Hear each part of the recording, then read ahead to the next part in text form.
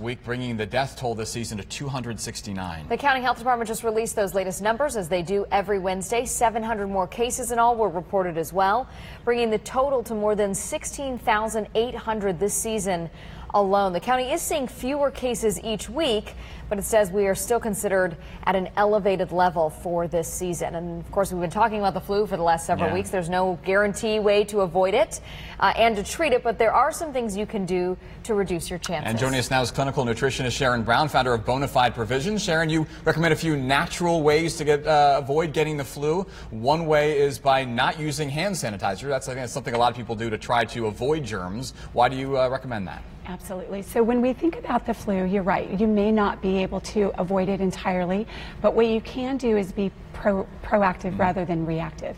When you use hand sanitizers, it actually will decrease all of the good bacteria as well as the bad bacteria on your hands, and you need that good bacteria to put up a fight against any germs that you come in contact with. Okay, so I'm going to expand that a little bit. Everyone knows me in the station. I come in every morning and I get my Clorox wipe and I wipe down my desk because I'm so nervous of people's nasty germs around my desk. Yeah. Does the same kind of property hold? Should I stop doing that? You absolutely should, because what you want to do is you want to train your immune system to be able to respond to the virus rather than a Band-Aid on it. So you do want to stop that. You hear that, Andrew? Okay, so I don't do that. Haven't gotten the me. flu this year. I'm also diabetic, so I don't have as much sugar. You talk about sugar intake being a problem when it comes to possibly getting the flu. It is. So, oftentimes when we get the flu, one of the first things we do is we grab a glass of orange juice. The problem with sugar and hidden sugar in all of our foods is that it will actually shut down your immune system for up to 4 hours. The body gets a little confused with sugar and vitamin C, and it will actually try to start to use the glucose in your body to fight the infection, and you never want that to happen. So stay away from sugar during flu season. What would you recommend instead? If just keep drinking water? Is there some other things we should be intaking? Water, coconut water is amazing. It has lots of potassium. It's hydrating. Kombucha, kefir water, and lots of water. As much water as you can. All of those take are probiotics. Listen, I'm going to educate you on health, because Andrew's Sounds going, good. what's kefir, what's probiotic, what's kombucha? All I remember is wash with soap and water, drink more water. We know that. Sleep more too, right? Sleep more, absolutely. So our body actually goes through a detoxification period between the hours of 9 p.m. and 6 a.m. And that's when each of your organs are going through a detoxification, getting rid of all the toxins in your body. And your body actually produces a protein during those hours that will combat viruses. So lots of sleep.